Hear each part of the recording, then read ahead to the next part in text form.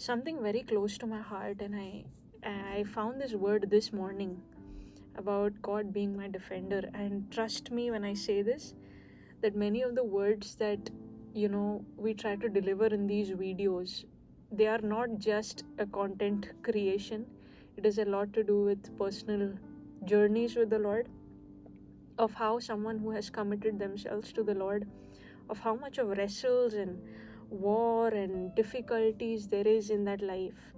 And it's a no-brainer when the apostles say that to me to live is Christ and to die is gain, is because when you start living for Christ, there are opportunities, there are times where you feel like you're facing death, you're having a face off with death.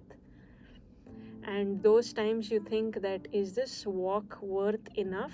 Like all these battles that we go through, is it worth the price? Is it worth what we are journeying toward? And for that, I want to tell you that the reward is no small one.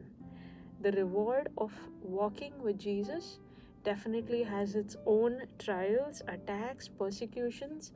But when you come on the other shore, you realize that you could have gone all through all those things 10 times over if this was the price you realized early on, that this was the price that was to be paid. So with that, today's message for you is God my defender. It is also called Elohim Shomri in the Greek translation, but in the normal translation, in that what is the terminology that is used in the Bible, it would be Yehovah Nisi, which is God my banner. I want to read a beautiful scripture that I grew up reading, Psalms 23 verse 5.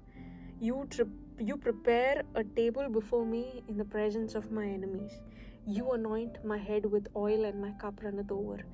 Every time my mom asked me to read and memorize this verse, I always used to think to myself, what does it mean when it says that he prepares a table before me in the presence of my enemies? And one a particular day when I was sitting in prayer, I saw this beautiful vision wherein I was kind of in a turmoil with a particular person, and I was having this animosity, and I was wondering, how am I supposed to come out of this situation? And I saw this person and me sitting across a table like this, and us sitting across a table like this, and having a face off, and I was wondering, what do I say to this person with the kind of animosity that there is? And I remember the Lord sitting on the other side and actually telling me to eat. And that was the most bizarre kind of a vision, because a person is sitting in front of you and someone is telling you to eat. Later I realized that what he was trying to say is that when you are in front of your enemy, and when you know that I am on your side, you can sit in front of that enemy, look at him eye to eye, and enjoy a meal. That is how restful you are when you are in the presence of your enemies, especially when I am there. That being said, I want to tell you, these verses are only exclusive to those people who've made the Lord their stronghold. I'm not telling about those people who have been doing all the wrong things and think that God is on their side when God is nowhere in their life and has no control of their life. I'm talking about a person who's living with the Lord, talking about a person who has committed his or her life to the cause of Christ. And these people live very differently, let me tell you that. They don't live like the heathen. They live as if they live with a purpose. Not saying that they don't make mistakes, not saying that they don't fall short. In fact, these are the people who would be the most defaulted or blacklisted people there is. But something different about these people is that they do not stop going back. And come to me, the Matthew 28 mandate, the come to me mandate, is something that every child of God should have it etched in their hearts. Because come to me is not about a particular religious person. Come to me is for everyone. Come to me, all ye labor and are heavy laden, and I will give you rest. Take my yoke upon thee and give your burden unto me. That is the biggest mandate when God, who turned man, lived among us, suffered like one of us, came through the birth canal of a woman, ate and drank and worked as a carpenter, born in a manger, having lived through all those high and lows and trials and terror, worse even.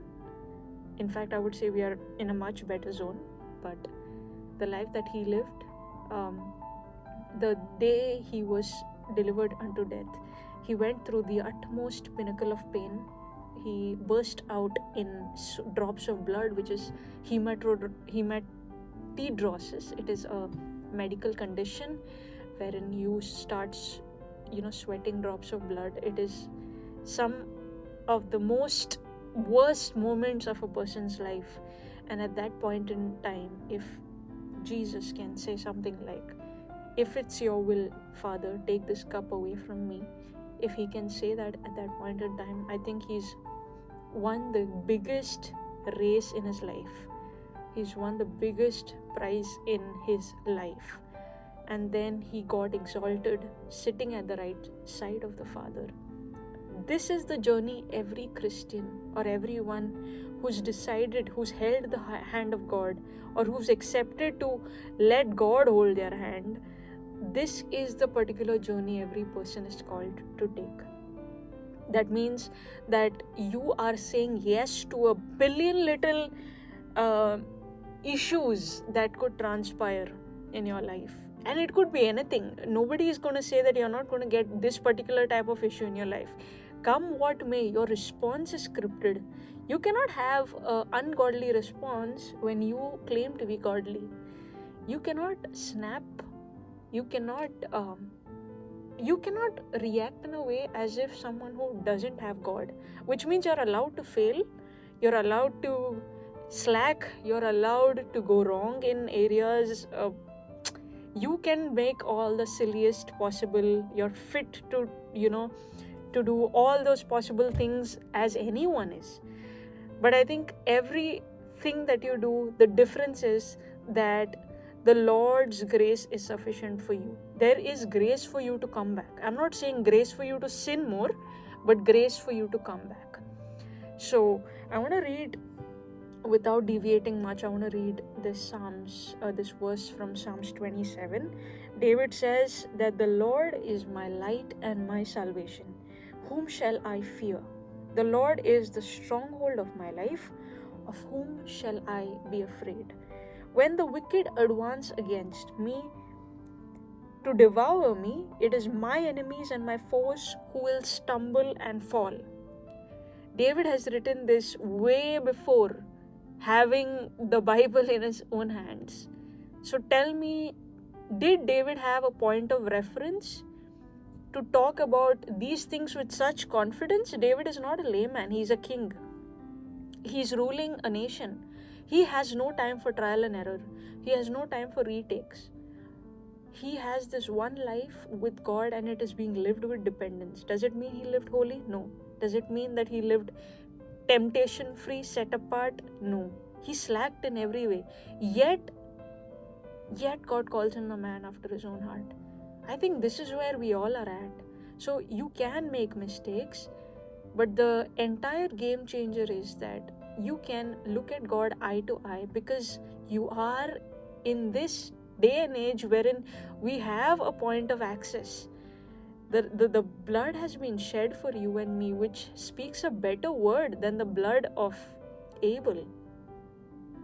Do you know what that means? It means that our sin cannot have a word anymore, or our fallen nature doesn't have a say in any forum. No one can speak. Your sin cannot speak.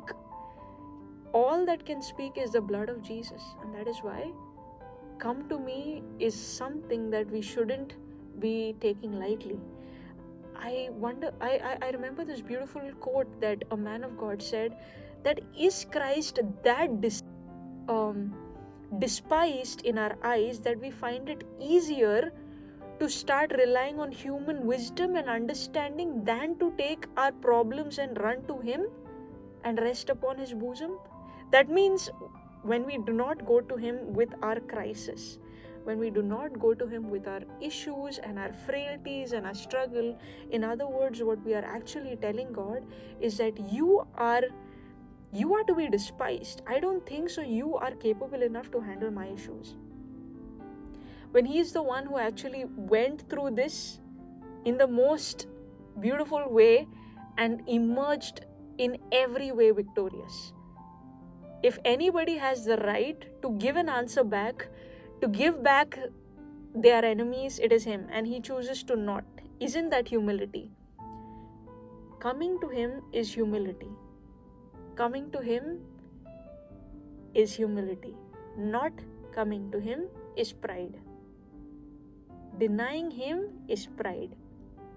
Turning your face away from Him is pride. So next time, if your sin holds you from ushering into His presence, know that you are stuck into the rabbit hole of pride.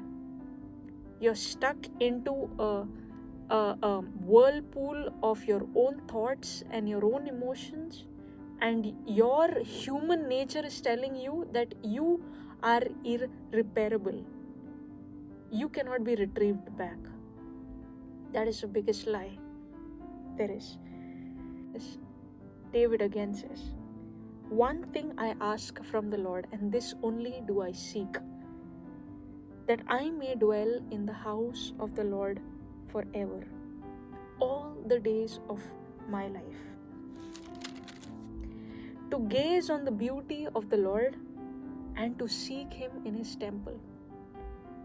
For in the day of trouble He will hide me safe in His dwelling place. He will hide me in the shelter of His sacred tent and set me high upon a rock. Then my head will be exalted above the enemies of those that surround me. And His sacred tent I will sacrifice with shouts of joy. I will sing and make music to the Lord." At this point in time, I am reminded of this beautiful quote I read this morning.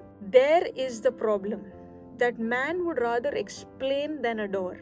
They would rather inquire than simply adore.